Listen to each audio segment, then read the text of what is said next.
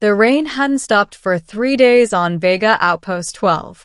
The glass dome above rattled with each drop, though technically it wasn't rain at all, just a chemical condensation cycle created by the terraforming systems. Still, it smelled like rain. It reminded me of home, and maybe that was why I stayed on this lonely station, patching wires and keeping the oxygen recyclers humming. That night, the alarms woke me. A proximity alert. A small vessel had crash-landed just beyond the dome's perimeter. I pulled on my jacket, grabbed a scanner, and trudged into the toxic mist outside. The ship was torn open, hissing steam into the barren air. And from the wreckage, she emerged. She was tall, almost impossibly so, with skin that shimmered faintly under the stormlights, and eyes a shade too red to be natural.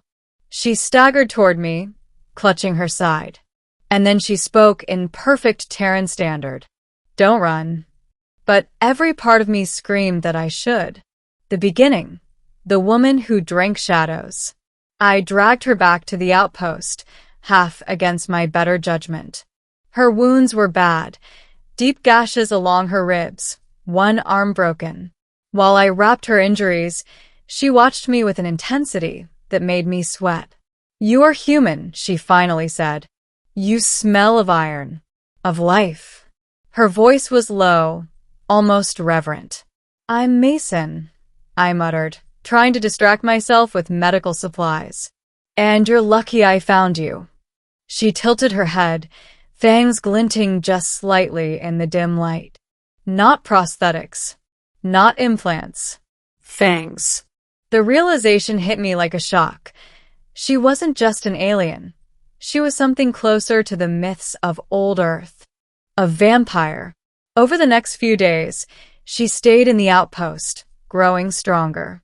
She never ate the rations I offered. Never drank water. But at night, I'd wake to find her standing over me, staring. And when I asked her why she wouldn't leave, she only said one thing. "You are mine now." The middle. The truth in the shadows. I thought about contacting command, but something stopped me. Maybe it was curiosity. Maybe it was fear. Her name was Seraphine.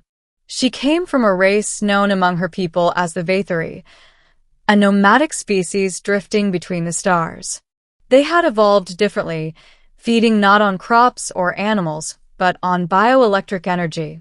To them, blood wasn't sustenance, it was the conduit. A way to draw out the life force hidden inside. "That is why your kind fears us," she said one evening, her gaze locked on mine. "We drain, we consume.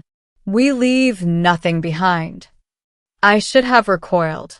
But instead, I asked, "Then why haven't you taken from me?" Her silence stretched long. "Finally," she whispered. "Because I cannot." Confused, I pressed her for answers. That was when she told me the truth.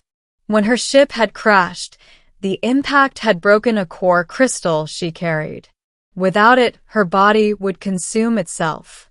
The only way she could survive was to bond with a host, a human who had willingly saved her life. "You," she said simply, "are bound to me. If I let you go, I die." The bond. Days turned to weeks. And in that time, I saw her differently. Not as a predator, but as something fragile, desperate to survive, trapped between instincts and will. She never forced me, never sank her fangs into me against my will. Instead, she asked. The first time I let her draw from me, it was like fire under my skin. My vision blurred, heart pounding. But then it was as if part of me moved into her. She gasped, trembling, as if she had been starving for centuries. And afterward she wept. "You should hate me," she said. "Your kind always hates us." But I didn't. Against all reason, against all history, I didn't. The conflict. Of course, the universe wasn't going to let us stay hidden. 3 months after her crash, a patrol ship from the Central Alliance docked at the outpost. They came searching for the fugitive, A Vathri accused of destroying entire colonies. Their description matched Seraphine perfectly. I confronted her after they left, my voice shaking. Is it true? Did you kill them? Her eyes burned. I did. But not as you think. She explained how the colonies had captured her people, dissected them, turned them into weapons. When she escaped, she destroyed their facilities, releasing thousands of enslaved Vathri. The deaths had been collateral, a burden she bore with every breath. And now, the Alliance wanted her silenced. You should give me up, she said quietly. Save yourself. But I couldn't, because by then, she wasn't just a vampire alien woman. She was my Seraphine. The climax, the siege at Vega Outpost 12. The patrol returned, this time with firepower. They demanded I hand her over. Instead, I barricaded the outpost. For 2 days, we fought off boarding attempts, our tiny base shaking under bombardments. Seraphine stood by me, her power unleashed, dark wings of energy spiraling from her back, her eyes glowing like crimson suns.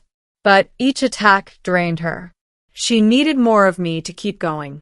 At last, when the outpost's shields began to fail, she turned to me, tears streaming down her face. If I take more, you may not survive, she whispered. Then take it, I said, my voice steady. Because I won't let them take you. She kissed me then, fierce, desperate, and her fangs sank into my neck. Darkness swallowed me. The ending, the reason why. When I awoke, silence filled the outpost. Smoke drifted from shattered consoles, but the patrol ship was gone, destroyed. Seraphine knelt beside me, her face streaked with blood and tears. You fool, she murmured. You gave me everything. Why? I tried to smile. Because you wouldn't let me go. And I think I finally understand why. She bowed her head against my chest, trembling. Not because I needed you to survive. Not because of the bond. But because, for the first time in my existence, I didn't want to be alone. The vampire alien woman hadn't held on to me out of hunger. She had held on out of love. And in that moment, despite the wreckage, despite the danger, I knew I would never leave her side.